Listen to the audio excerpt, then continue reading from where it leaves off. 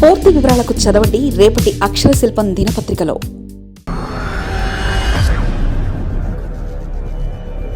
మిర్చి ధర పతనంపై సర్వత్రా ఆందోళన.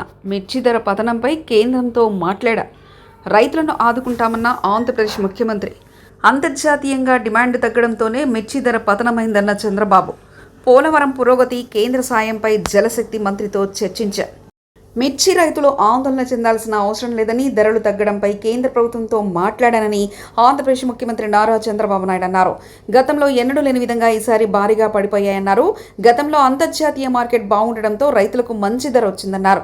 ప్రస్తుతం అంతర్జాతీయ డిమాండ్ తగ్గడంతో ధరలు పడిపోయాయని, మిర్చి రైతుల సమస్యలను కేంద్ర మంత్రి శివరాజ్ సింగ్ చౌహాన్ దృష్టిలో తీసుకెళ్తానని ఆయన అన్నారు.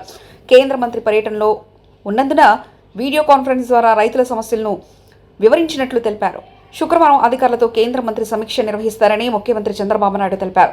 మిర్చి ధర పతనంపై సీఎం చంద్రబాబు కేంద్ర మంత్రి శివరాజ్ సింగ్ దృష్టికి తీసుకెళ్లారు. అనంతరం జలశక్తి మంత్రి సిఆర్ పాటిల్తో సమావేశమయ్యారు. ఏడాది 12 లక్షల మెట్రిక్ టన్నుల మిర్చి సేకరించాల్సి ఉందని ఆయన అన్నారు. ఇప్పటికే 4 లక్షల మెట్రిక్ టన్నుల మిర్చి మార్కెట్కు వచ్చిందని ముఖ్యమంత్రి తెలిపారు. దాదాపు 5 లక్షల ఎకరాల్లో ఏడాది రాష్ట్రంలో మిర్చి సాగైందని, ఎప్పుడు లేనంతగా రేట్లు పడిపోయాయని ఆయన అన్నారు. ఏ పరిస్థితుల్లోనూ రైతులకు ఆదుకోవాలని కేంద్రాన్ని కోరామని ముఖ్యమంత్రి తెలిపారు. మార్కెట్ ఇంటర్వెన్షన్ స్కీమ్ కింద 25% ఇస్తారని, సాగు ఖర్చులకు లెక్కలు వేసి ధరలు నిర్ణయించాలన్నారు. అవన్నీ సరిచేయాలని కేంద్ర మంత్రిని కోరామని తెలిపారు. దీనిపై శుక్రవారం సమావేశమై చర్చించిన తర్వాత స్పష్టత ఇస్తామని కేంద్ర మంత్రి చెప్పారని ముఖ్యమంత్రి తెలిపారు. ఏ విధంగానైనా రైతులను ఆదుకోవడమే ముఖ్య ఉద్దేశమని ఆయన అన్నారు.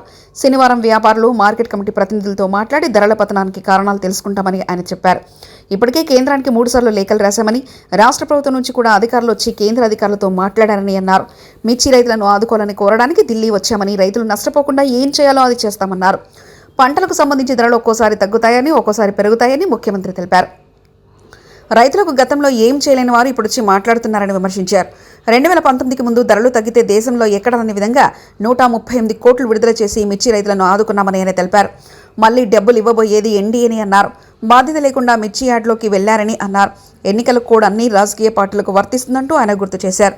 అక్రమాలు చేసేవారికి రక్షణ ఇవ్వాలా అంటూ ప్రశ్నించారు. జలశక్తి శాఖ మంత్రి సిఆర్ పాటిల్ కూడా కలిసి జల్ జీవన్ మిషన్ పోలవరంపై చర్చించినట్లు చెప్పారు. పోలవరం పనులు సజావుగా సాగుతున్నాయని, 2027 నాటికి పూర్తి చేయాలని లక్ష్యంగా పెట్టుకున్నామని చంద్రబాబు అన్నారు. నదుల అనుసంధానంపైన చర్చించామన్నారు.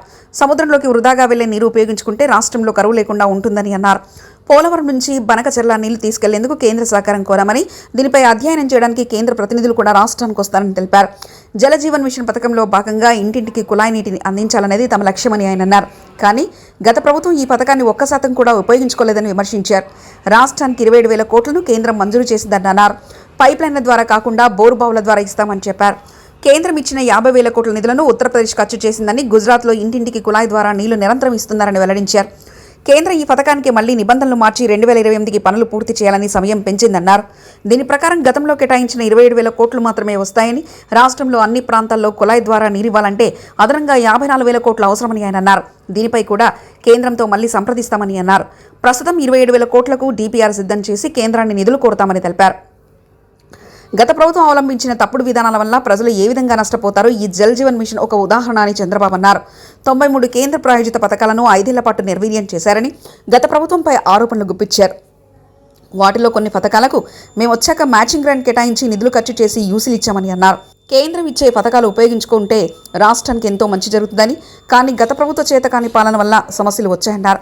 వాటిని పరిష్కరించుకుంటూ ముందుకు వెళ్తానని ముఖ్యమంత్రి అన్నారు. నదులు ప్రవహించే వరుసలో చూసుకుంటే ఆంధ్రప్రదేశ్ చిట్ట ఉందని చంద్రబాబు అన్నారు.